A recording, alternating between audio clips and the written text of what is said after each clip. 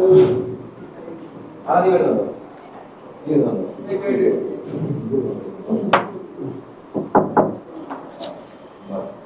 check the bag after you can. I don't know who's practicing. Hello future nurses, how's everyone doing? I know you people are tensed for your upcoming exam. Your exam is knocking in your door. So we are Easy Nurse here to support you and guide you. If you follow our instruction, our suggestions, you will be the good scorer in your academic area. So let's start today's sessions and I am going to take live for the child health nursing. Okay. So first we are going to discuss regarding the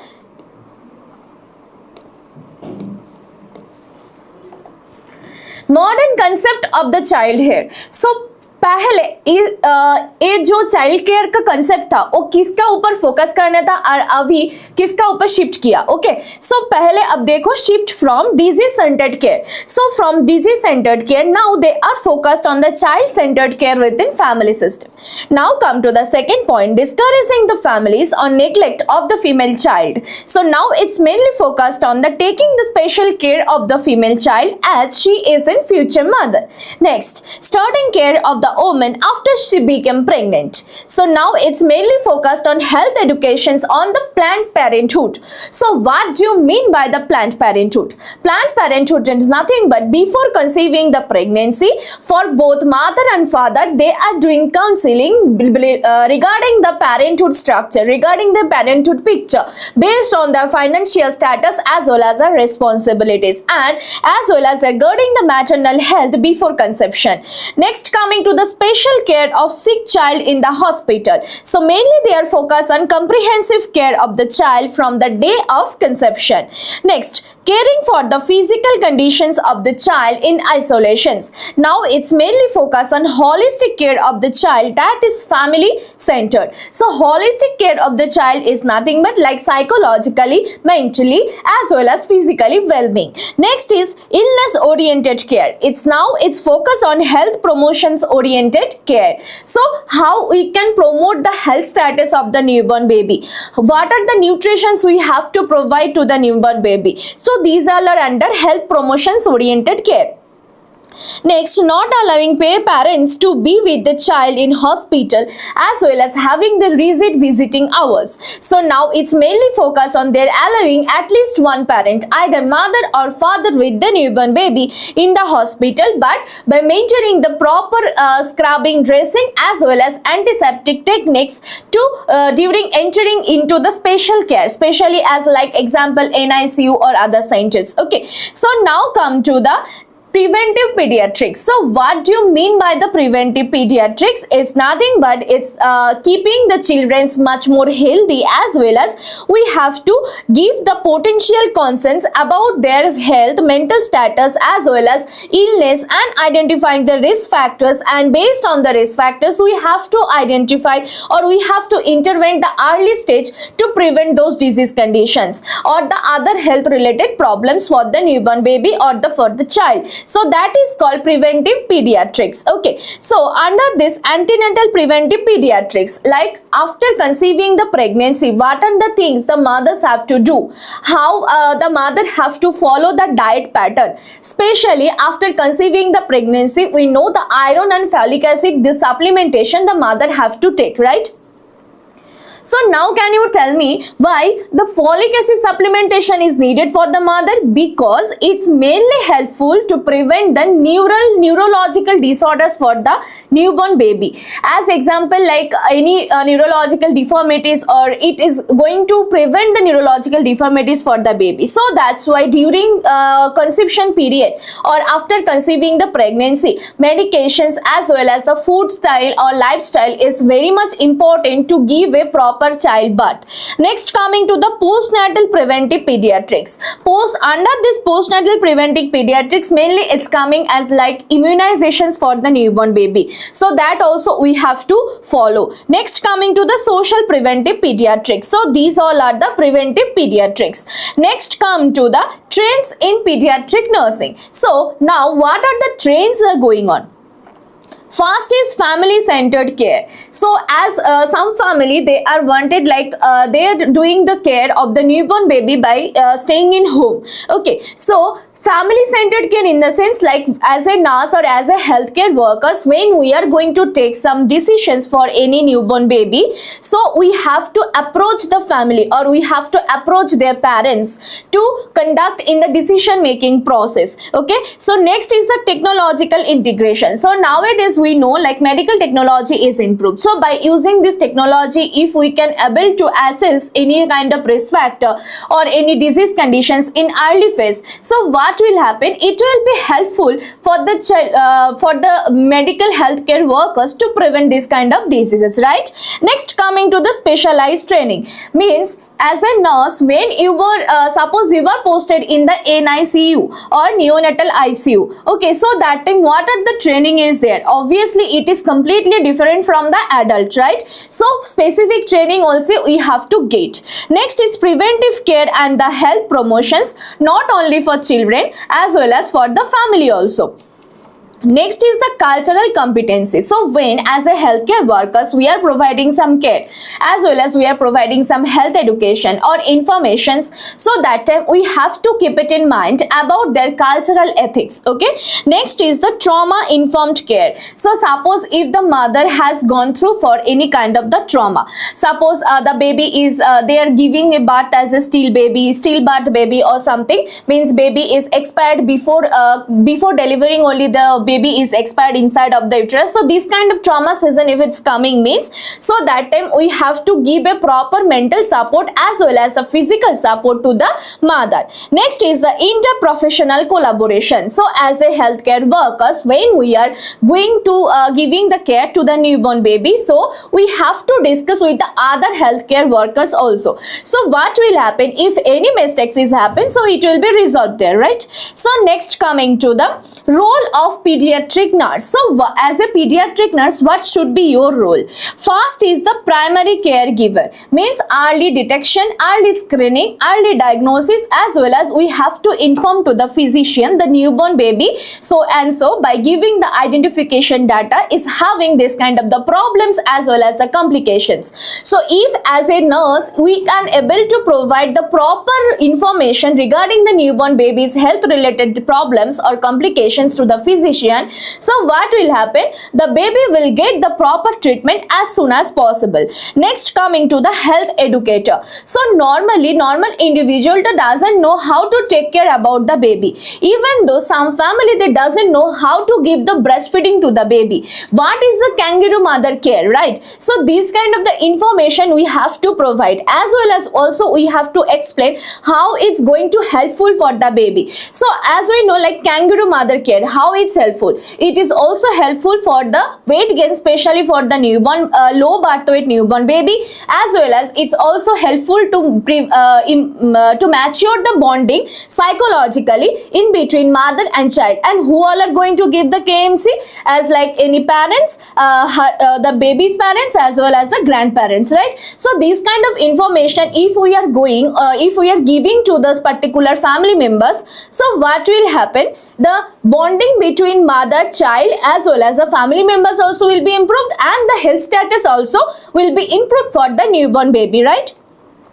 So as a nurse we have to play a role as a health educator. Next, coming to the nurse counselor. Suppose one person or one family has suffered some trauma, or they are having twins baby. Sometimes one mother has to suffer or sacrifice one baby for to giving a birth of another baby. So this kind of situation if coming means, so that time we have to play a role as a counselor to provide the proper counseling about the disease, about that particular situation, about that emergency situation. So then only they can able to understand or they can able to accept that situation. Next, coming to the social worker. So as a nurse or as a healthcare workers, you are not limited in any hospital or any one room, right? So your worker or your service, it should be very sufficient for each and every people in the community as well as in the society. So as a nurse you also have to provide a proper maintaining, you have to maintain that proper role by providing the care to the newborn baby in society also. Next is the team coordinator. So as a nurse, when other other team member will come and they are giving some care, so that time you as a nurse also you have to coordinate with the other team members. Next is the managers. You have to manage all the problems, and child care advocate. So these all are the roles of the pediatric nurses. Next, coming to the growth and development, that is much more important topic for your upcoming exam. So growth and development is nothing but which starts before the baby born. As example, from the conceptions in the mother's womb.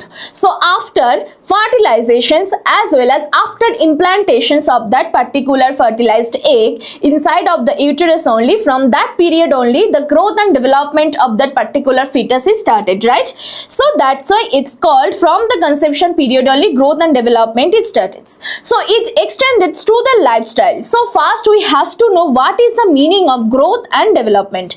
Growth is nothing but it's a process of physical maturation.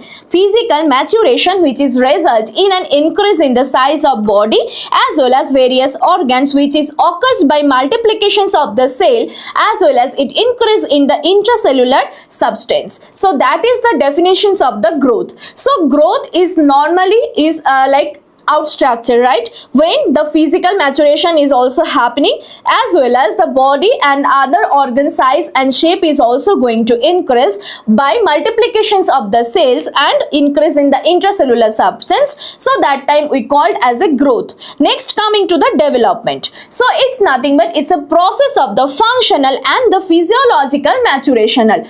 Functional and physiological maturational. It's mainly depends on the mind, like brain development as well as any neurological development as well as your spiritual development, gross motor development, everything is coming under this kind of sections. Okay, so that's why it's called functional and physiological maturations of the individual, and it's progressive increase in skill and capacity of the function.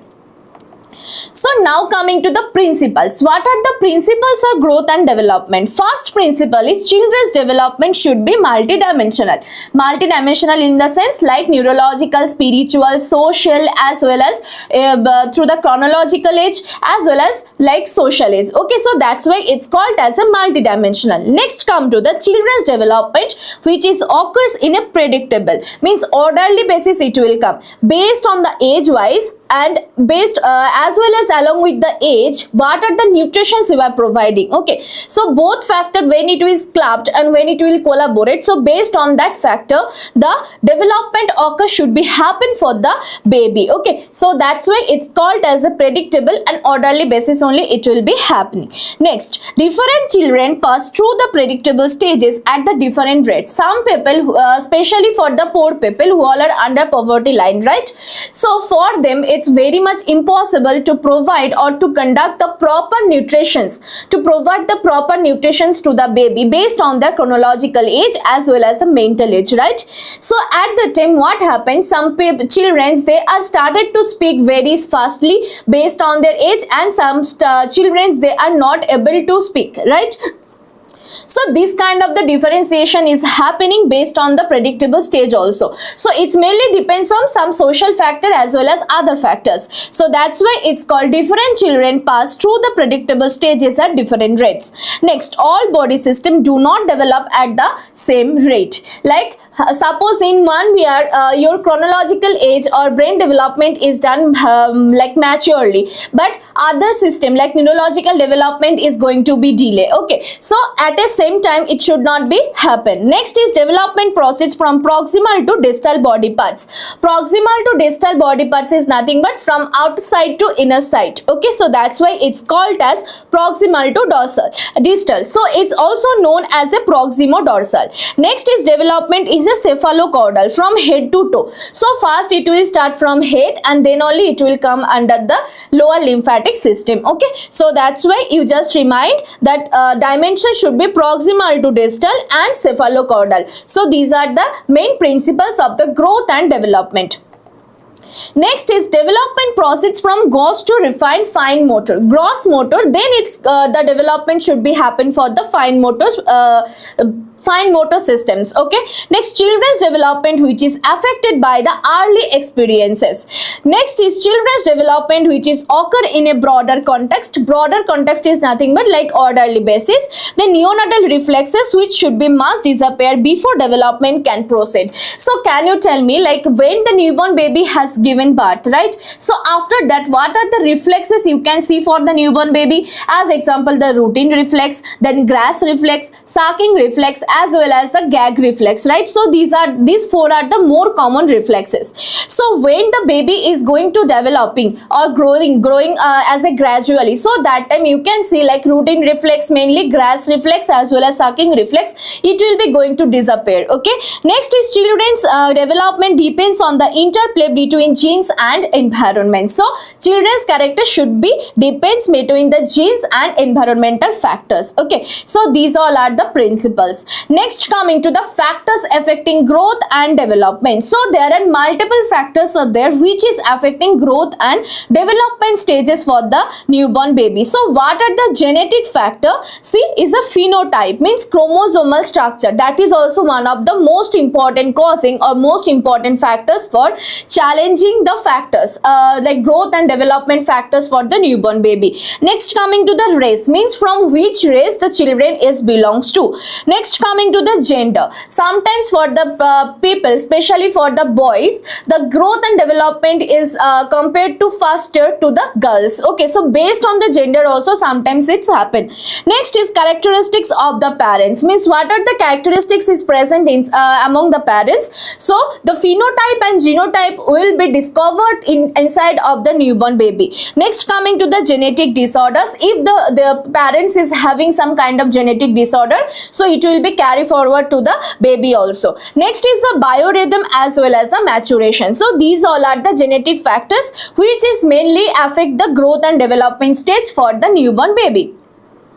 Next, coming to the environmental factor. So under this prenatal factor in the sense like what are the factors or what are the things the mother doesn't follow properly. So as example, after conceiving the pregnancy, the mother is having the use of substance abuse, as well as mother is not following proper diet or they are not following the proper exercise pattern. The mother is drinking alcohol, or sometimes they are not using the proper folic acid supplementations. Okay, so these kind of factors, it will be impact on the growth and development of the fetus, and mainly it will impact in the intrauterine life. Okay, next, coming to the postnatal factors. Postnatal factors in the sense like after delivery of the baby, if the mother or if the parents they are not taking care about the children's properly, so that time it is also going to impact the growth and development factors for the newborn baby. So these all are about genetic factor and environmental factor. So next, coming to the prenatal factors. So under this, see, malpositions. So malpositions is nothing but we know like trans-occiputo. So malposition in the sense like occipito-posterior positions is the best positions to conduct the normal vaginal delivery, and it's also considered as a normal positions for the baby, right? So malposition is nothing but like if the baby is positions as a in transverse lie, or the face presentation is there, or brow presentation is there, or footling presentation is there, as well as breech presentation, or occipito anterior or occipito transverse position is there. So that time it should be much more difficult for the mother to deliver the baby, as well as it also going to impact on the fetus, and fetus also going to get the fetal distress syndromes or hypoxia or some other disease conditions, right? So these are also one of the main cause for the growth and growth and developmental impacting factor. Next, maternal nutrition deficiency. As I said, after conceiving the pregnancy, we have to deliver that information like the mother have to gain the weight up to 11 kg by consuming the proper food, proper nutrition. So from mother only the baby is getting proper nutrition. Suppose the mother is having the like risk factor of anemia, okay, and the mother is not consuming the proper medication as well as the nutrition, so there is a chance to get the anemia, same anemia to that baby also through the placental barrier, right? So these are also one of the impacting factor. Next, coming to the maternal illness, suppose a hyperemesis gravidarum or example like polyhydramnios or oligohydramnios, or mother is having any diabetes mellitus or any cardiac diseases or any other chronic diseases, so that time what will happen, it will going to impact the growth and development of the baby, because at that time the mother have to take some medicines, and there are some medicines are there which is crossing the barrier of the placenta, and it's directly going and impacting the fetus growth and development, right? So that is also one of the factor. Next is the substance abuse. Okay, so these all are prenatal factor. So now coming to the postnatal factors, see infections as well as the infestations. Suppose the mother is having the HIV infection, so the baby is also there is a chance to get the HIV infection. Next, coming to the nutrition, then trauma for the mother, then growth potential as well as the climate. Climate is nothing but like environmental factors, okay. Then cultural factors, socio-economic status, chronic illness as I said like diabetes mellitus as well as the hypertension or any other chronic disease. Then emotional factor, if the mother is having any depressions or anxiety or something, so that time also it will be affect on the growth and development factors of the baby, okay, as well as the ordinal position. So these all are the postnatal factors. So now coming to the stages of growth and development. So first, prenatal period, it's nothing but from conception to birth. Next, perinatal period. Perinatal period, which period is considered that from 28 weeks of gestation to first 7 days of the after birth. Next is the neonatal period. Neonatal period is considered from birth to 28 days after birth. And infancy period, from birth to 1 year of the age, this period is called as a infancy period. And toddler period from 1 to 3 years of the age, preschool 3 to 6 years of the age, school is 6 to 12, and adolescent period 12 to 9 years of the age. So I am just requesting you to go through about this period timing, because in the Viva questions or in any time of 5 marks questions, sometimes they are asking as a club questions, which is called as a prenatal period, which period you known as a preschooler period. Okay, so if you know these days or timing, so you can write it by your own self. Okay, so this period from which time to which time, it's called as a prenatal, infancy period, toddler period. If you know, you can write it, the growth and development, all the stages or all the factors by your own. Okay, so now coming to the some disease conditions. Okay, so first disease condition is diarrhea, which is much more common for the newborn babies, right? So diarrhea, it's nothing but is a passage of the lost watery stool at least 3 times in a 24 hours of the period. So that is called diarrhea. So the consistency of the stools, which is rather than frequency, is most important, and there are 3 main forms of acute childhood diarrhea. So what are the forms? First is the acute watery diarrhea, means completely as a water-like structure should be present as a consistency of the diarrhea.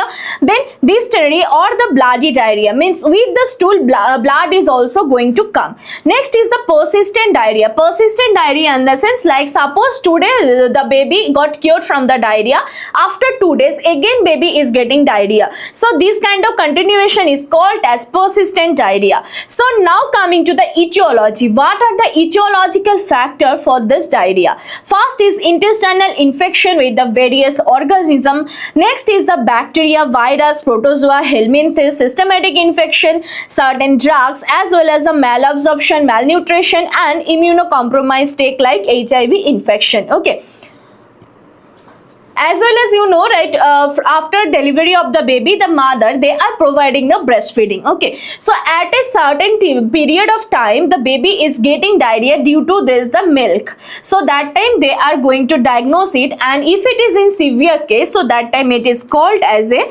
lactose intolerance. Okay, so based on the period, and based on the causes only they have to diagnose the diarrhea. So these all are the etiology. Next, coming to the clinical features of the diarrhea. First is frequent losses of the watery stools, irritability mainly in the rectum area, signs of the dehydration. So after getting diarrhea, if you pinch the skin of the baby, so it will not come properly like as frequent basis on the particular area. So dehydration is there. Next, abdominal distension should be there. The baby will be feeling so much weak and tread pulse, as well as a hypotension. Hypotension is nothing but decrease the blood pressure, so that is called hypotension, as well as a muscle hypotonia. Okay, so next, coming to the dehydration assessment. This is the much more important topic for the diarrhea, and you have to add this point first. What is the dehydration assessment? So see, we have to assess the baby. First, we have to place the baby in a supine positions. Then we have to check the baby is having watery stool or not. Then we have to check urination is present or not. If the baby's mouth is dry, so that is also one of the sign of the dehydration. We have to check the baby's eyes, whether it's shrunken or normal, that also you have to check. And frontal, especially the anterior and posterior, mainly anterior frontal we have to check. If it is shrunken, means obviously it's indicated that baby is having in dehydration. And pinch of the skin also we have to check that whether it's going slowly or it is going as a frequently. Okay, so these are the dehydration assessment. So now coming to the treatment. So what are the treatment? First is ORS. So first is the oral rehydration therapy or the ORS. So how you are going to make this ORS? First we have to take 1 liter water, then 2 teaspoons of sugar and 3 teaspoons of salt we have to add it, and then only we have to make the ORS. So for it is adult, right? So for the newborn baby, based on the weight and based on the age, the doctors will give you the amount, and based on that you have to make it or you have to prepare it. Okay, so this ORS, it's helpful to prevent dehydration and restore the lost fluids as well as the electrolytes in your body. Okay, so that is the ORS. Next, coming to the zinc supplementation. So in this zinc supplementation, 20 mg per day we have to give for 10 to 14 days, 10 mg per day for children under 6 months. Okay, and we also have to reduce the duration as well as the severity of diarrhea by giving the proper treatment. Next, coming to the nutritional support. So under this we have to continue the breastfeeding in the infant. Suppose the baby is getting diarrhea due to lactogen or due to this milk of the mother. Till the diagnosis of the lactogen intolerance, we can't skip the breastfeeding. Okay, so if you try to skip the breastfeeding, you have to take suggestions from the doctors, then only you have to skip it. Otherwise you have to continue this breastfeeding. Next is easily digestible energy rich food like rice, banana as well as the yogurt we can provide.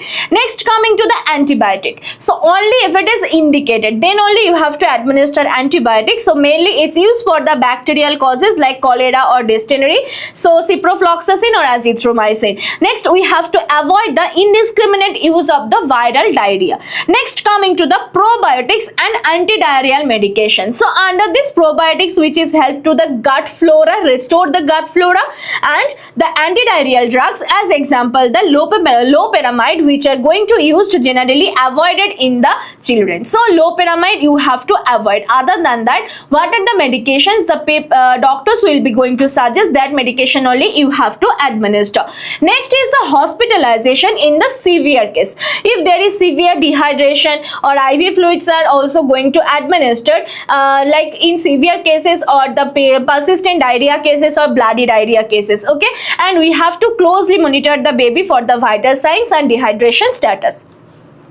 Now coming to the role of nurse in the diarrheal management. What is your role as a nurse? First is the assessment. We have to check the baby properly, as well as we have to assess the dehydration level of the dehydration for the baby. Next is administrations of the treatment by maintaining the physician order, health educations regarding the nutrition as well as the like conditions of the severity of the conditions to the parents as well as the family members. purpose. Next is monitoring and then documentation. If as a nurse, while you are going to assess, suppose you find any complications or you are notifying it to the physician, so at that time only you have to document it into the nurse's record. Next is the preventive measures, how they can able to prevent this kind of the diarrhea, that also you have to say them. Okay, so these all are the role of nurse. So next, coming to the vomiting. So vomiting is nothing but it's a most common symptoms which is you can found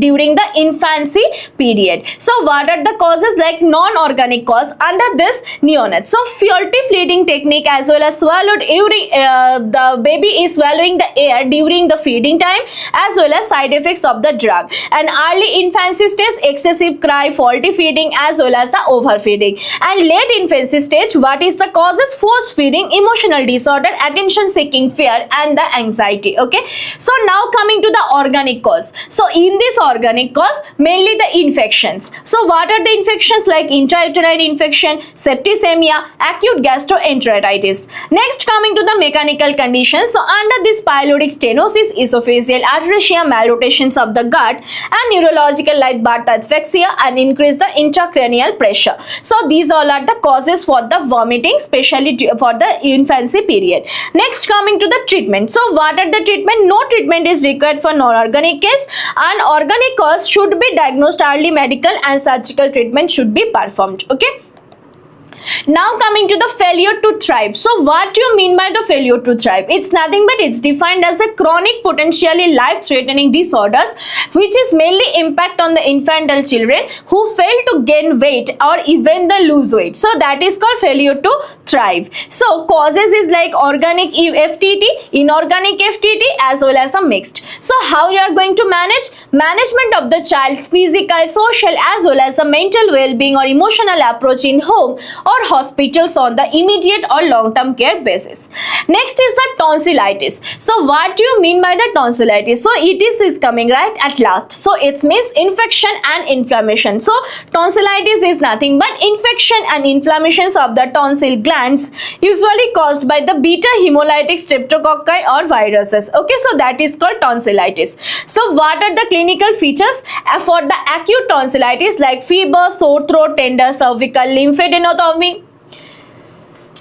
lymphadenopathy, as well as a dysphagia, then erythematous tonsils with the exudates. Okay, and chronic tonsillitis, chronic sore throat, dyspnea as well as the malodorous breath, then peritonsillar erythema, persistent tensor cervical lymphadenopathy, and at least for the 3 months it should be staying. Okay, so these all are the symptoms of the acute as well as the chronic tonsillitis. Next, coming to the treatment. So what are the treatment for the acute tonsillitis? Like saline gargles as well as analgesic and antibiotic based on the conditions. And for the chronic tonsillitis, like tonsillectomy is one of the main resolution pathway, and which is for the current infections pathway. Okay, so next, coming to the complications. So what are the complications? Obstructive sleep apnea, then tonsillar cellulitis as well as the peritonsillar abscess. Next is the prevention. So how you are going to prevent? Wash hands, avoid sharing food, replace toothbrush as well as avoid contact with the sick people who are having the respiratory tract infection. Next, coming to the enuresis. So what do you mean by the enuresis? Is nothing but as a repeated voiding of the urine and a bed or cloths at least twice per week for at least 3 consecutive months by a child who is at least 5 years of the age. So for them who all are beyond the 5 years of the age, for them if they are repeatedly voiding the urine in the cloths or in the bed, so that time it's called as a enuresis, and it's as it is normal up to until the 6 years of the age. Okay. So now coming to the etiology of the enuresis: biological or organic urinary incontinence, genetic as well as the developmental status, psychological factors, and some for due to some medications. Next is the diagnosis. So what are the diagnosis? We have to collect all the history and we have to do the physical examination, urine analysis, urine culture test, and then ultrasonography to check any deformities if it is present in the genital area or not. Now coming to the thumb sucking. So what do you mean by the thumb mom sucking. It is a natural habit of the infants and young children.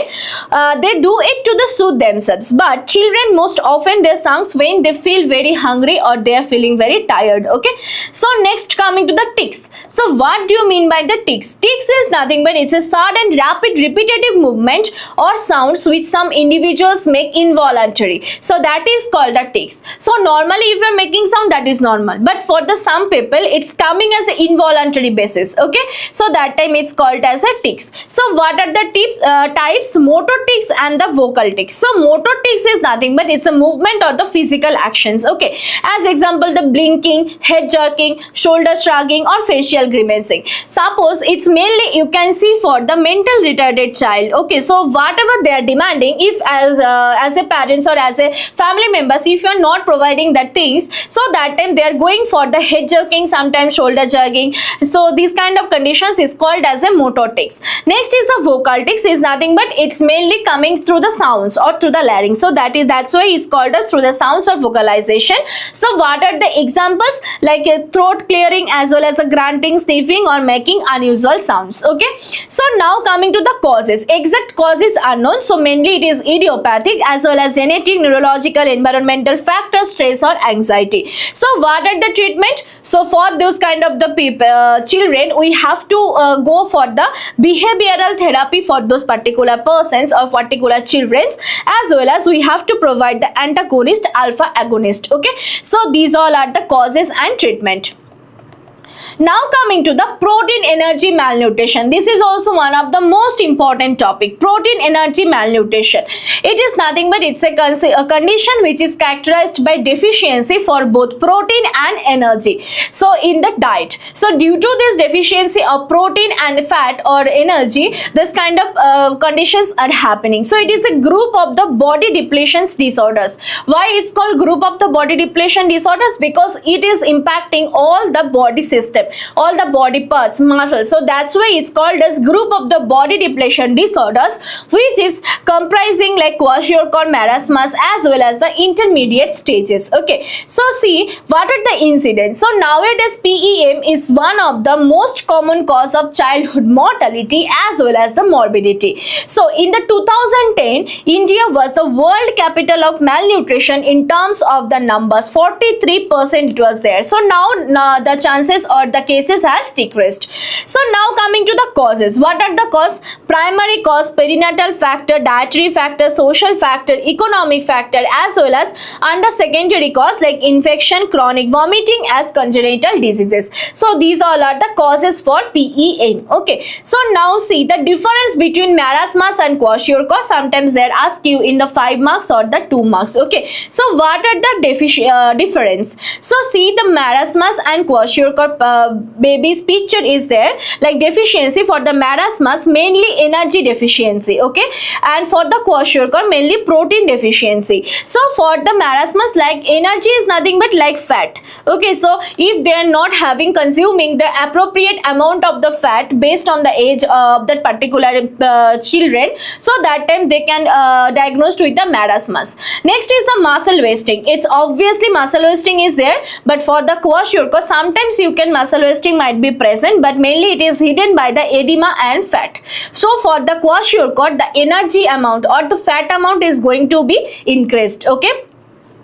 Next coming to the fat wasting. So under this severe loss of the subcutaneous tissue fat, mainly the subcutaneous fat only they are going to lose. So that's why they are looking like a very thin, and fat often retained but not formed. Sometimes they are gaining the weight mainly, but sometimes not. Okay. Next coming to the edema. So edema for the marasmus child there is no kind of the edema, but for the kwashiorkor it is present mainly in the lower leg, face and the lower arms. Okay.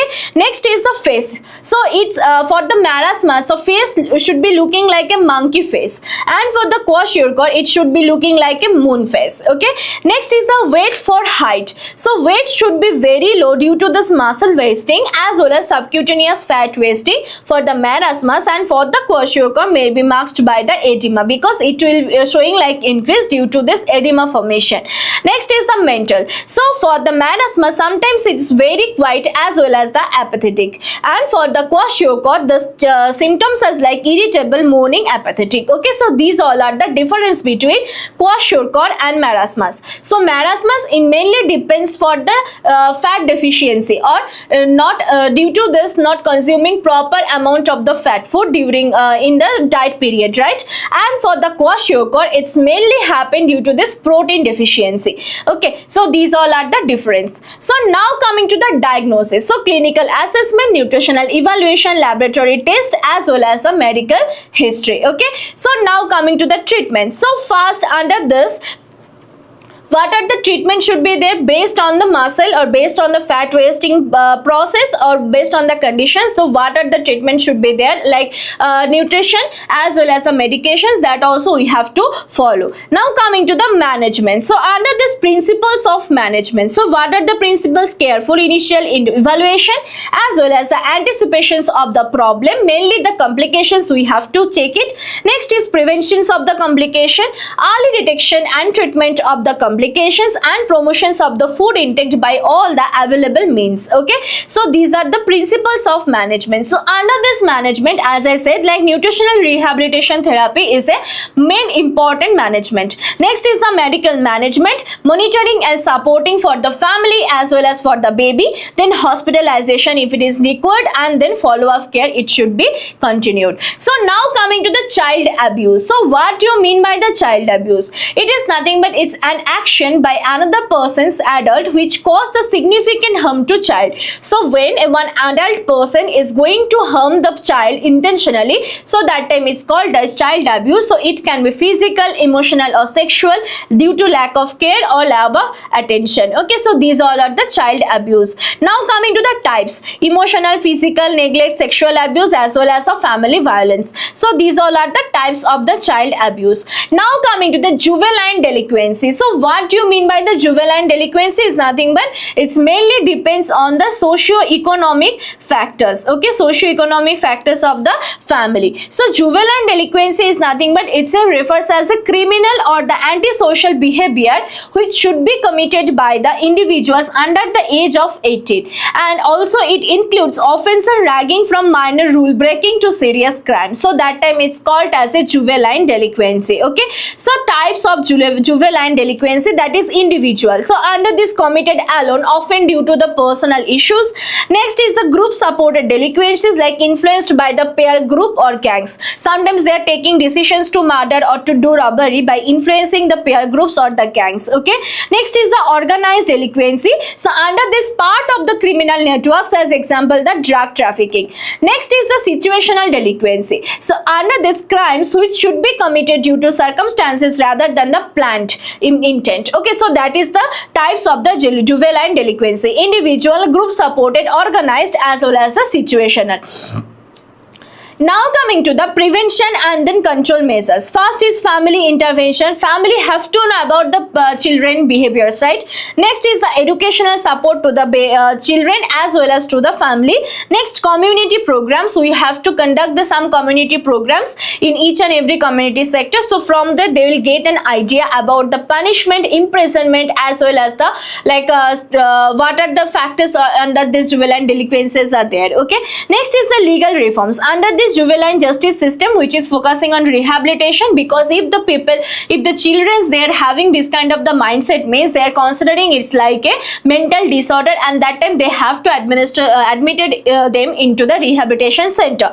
Next is strict but fair legal measure for the repeated offenders. Sometimes if it is like group supported delinquency, means by influencing the peer groups if they are doing, so for them they have to give a chance. Okay, so these all are the prevention and control measures. Next, coming to the bronchitis. So what do you mean by the bronchitis? Obviously it's an infection and inflammatory conditions in the bronchial tubes, and it's mainly related with the respiratory system, which is the air process that carry air into the lungs. Next, coming to the types. What are the types? That is acute and then chronic. Acute bronchitis is nothing but like first phase in early stage, means infection just started in that particular bronchial tube, so that time it's called as acute, and chronic is nothing but that when along with this bronchial tube, the lungs is also started going to impact it, as well as it's also going to impact the air passage system for that particular person's or child. So that time it's called as a chronic bronchitis. Okay.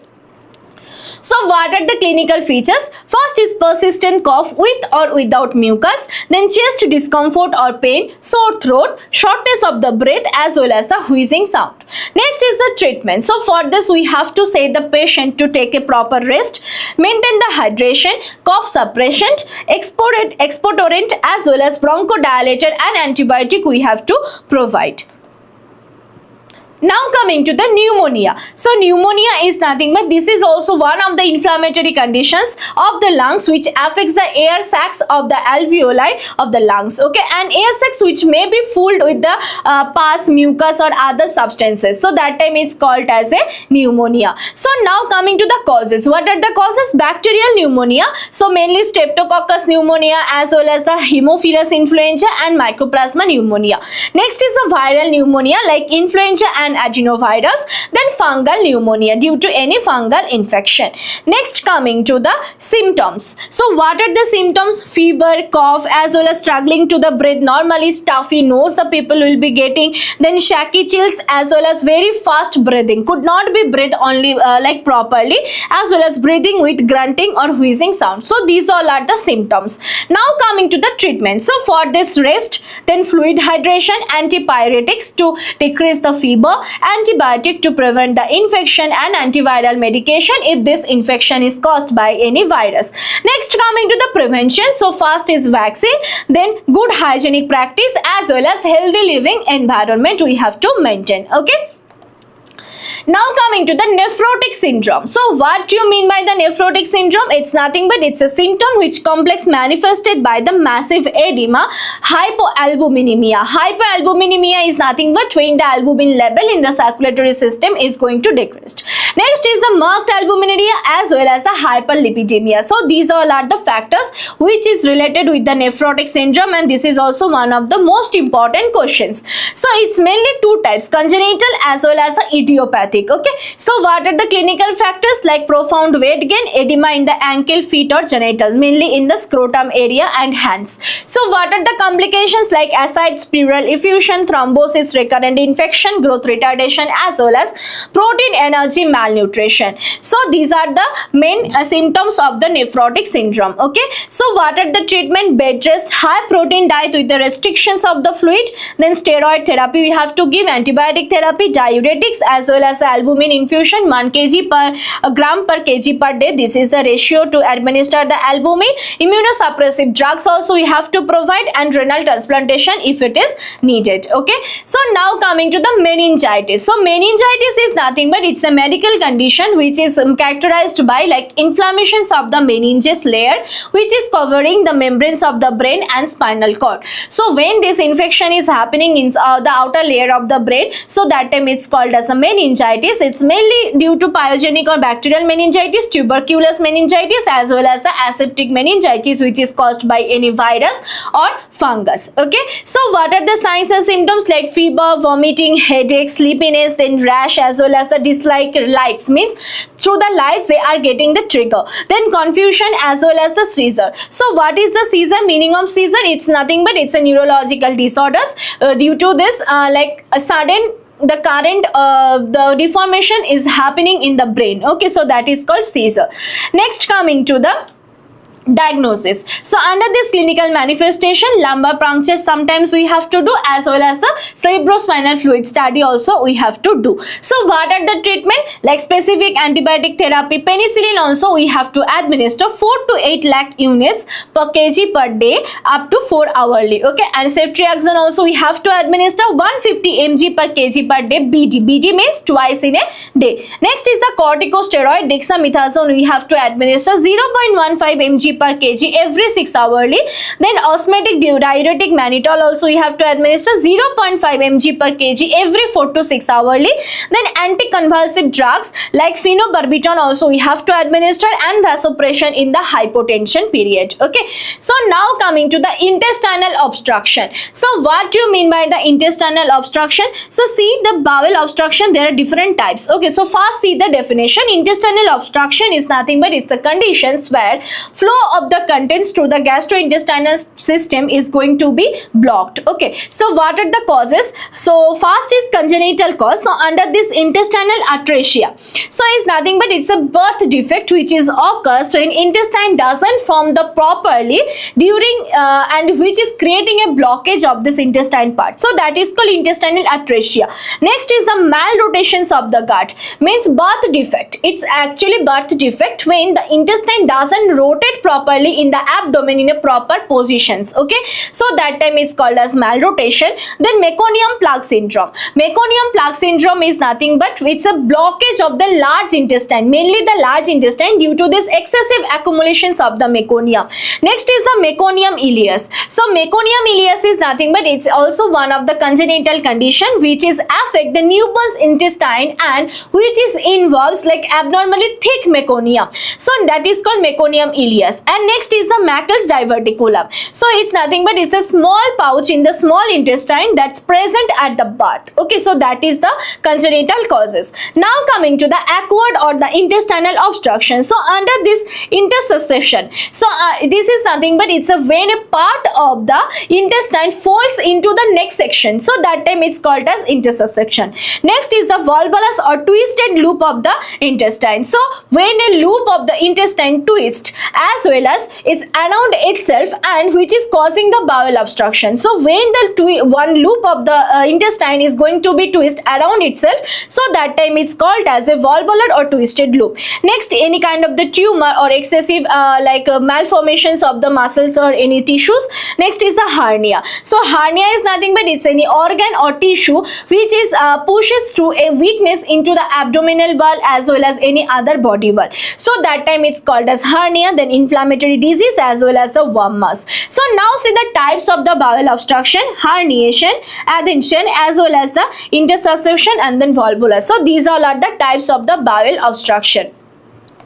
So now coming to the clinical manifestation, that is abdominal colic, abdominal distension, no passage of the stool, fever, drowsiness as well as the dehydration for the person. So if the mother or if the baby is having this kind of condition, so whether the baby will be feeling or any urging to have food, no, right? So that's why the dehydration is present. Next, coming to the diagnosis, under this history collection, physical examination, x-ray of the abdomen, USG and elevated serum amylase level also we have to check it. Next, coming to the initial management, so under this IV fluid therapy we have to provide to prevent the dehydration. Analgesic also we have to give, nasogastric suctioning also we have to do, and antibiotics also we have to provide. Now coming to the surgical management, to relieve the obstruction, resections of the bowel and end-to-end anastomosis as well as the enterotomy. So these all are the management. Okay, so now coming to the anemia. So anemia is defined as a reductions in the number and quality of the circulating red blood cell when hemoglobin level is below at the normal level, which is causing or resulting in a decreased oxygen carrying capacity. So that time it's called as a anemia. So anemia is nothing but like decrease the RBC level. So due to this decreasing RBC level, hemoglobin level also going to decrease as well as the the red level of the blood is also going to decrease. So what is the main ratio? Like children 6 months to 6 years, 11 gram per deciliter. Then for 6 years, children 6 years to 14 years, 12 gram per deciliter. For above 14 years, male 13 gram per deciliter, and for female 12 gram per deciliter. So this is the normal persons, and for this anemia person the RBC count is going to less. Okay. Now coming to the causes, that is impaired RBC production due to the deficiency or hemopoietic factors, increase the destructions of the RBC, hemolytic anemia for like thalassemia, sickle cell anemia, as well as the abnormal of the RBC membranes. Okay, and what are the main cause? Like increase the blood loss, like hemorrhagic anemia. Sometimes if the baby is having some hemorrhage, especially the intracranial hemorrhage or any other things, so that time the mother or baby, they are having the chance to get kind of this hemorrhagic anemia. Next, decrease the RBC production, bone marrow depressions. Okay, so who grading of the anemia? So WHO gave this grade. So what is this grade? HB level below 10 gram per deciliter means mild anemia. When the hemoglobin level between 7 to 10 gram per deciliter means moderate anemia, and hemoglobin level if it is below less than 7 gram per deciliter means it's considered as a severe anemia. So what are the symptoms? Heartache as well as the dry skin, then drowsiness for the baby, pallor skin, as well as the nail changes might be seen, then fragility of the hair, then cracked lips, as well as weakness and fatigue, as well as the files before eyes. Okay, so these all are the anemia symptoms. So now another symptoms like vertigo, gastrointestinal problem, enlarged the lymph glands, as well as the infection. So now coming to the treatment. So what are the treatment? Like leafy greens, vegetables we have to provide to the persons, beans, which is much more calorie is there, then nuts and seeds also we have to provide, cereals, seafood, meat, liver, as well as the meat also we have to provide. So specific medical management and mainly iron, folic, vitamin 12 replacement therapy we have to provide to that particular child. So these all are the treatment and management regarding the anemia. So now coming to the sickle cell anemia. So sickle cell anemia is nothing but it's a genetic disorders which is mainly affects the RBC. But during this type of this anemia, so what is happened, the RBC structure it is going to be changing. Okay, and it is looking like this shape. So that time it's called as a sickle cell anemia, and it is mainly characterized by the presence of abnormal hemoglobin called the hemoglobin S factor. So due to this hemoglobin S factor only the person or the baby is getting this sickle cell anemia. So from crescent shape structure to crystal shape structure it is going, which is carrying the low oxygen tension and produce the sickle shape RBC. So that is called sickle cell anemia. So in this live session I discussed so many important topic which will be really helpful for your upcoming exam. All the best for your exam. Study well and score well. Okay, so thank you. Hope you all understood my session. Again we'll meet in next session. Till that, keep learning and stay tuned with the easiness. Thank you.